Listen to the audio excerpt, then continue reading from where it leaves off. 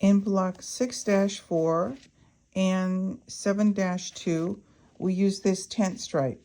Now in the overdyed section here, it makes it very difficult to hand stitch through this.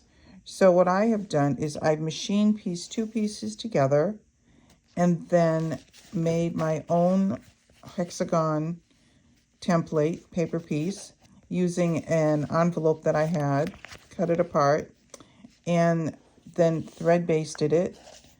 And then this is the final product assembled. This one will be the 6-4, and then when you turn this one over, this will be the 7-2.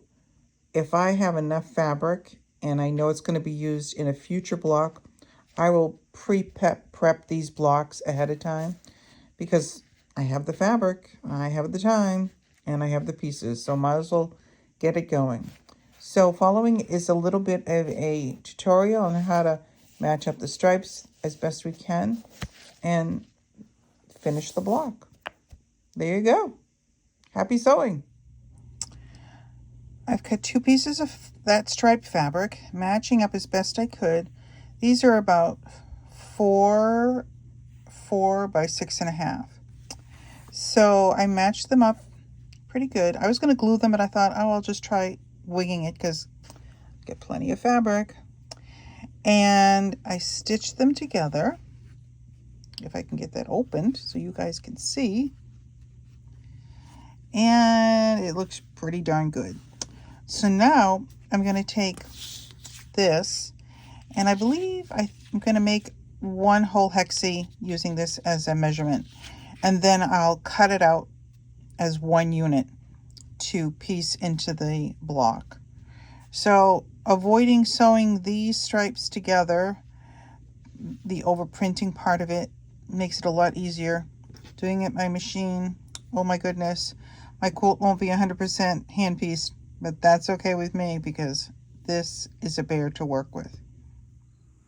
All right, I've drawn out my hexagon template, and then using the one that came for this block, I did the halfway point, so I have a little bit of a measurement where to place it. So if you look over here, I have my pieced unit, and if I put my template there, I can kind of measure exactly where I'm going to have it go with plenty of room to add that on, draw that out, and then thread baste it, and it'll be ready to go. Centered fairly well. Using my template to draw around. Now I'll cut this out and hand baste it with thread, ready to go. Here it is, thread basted with the triangle units, ready to go.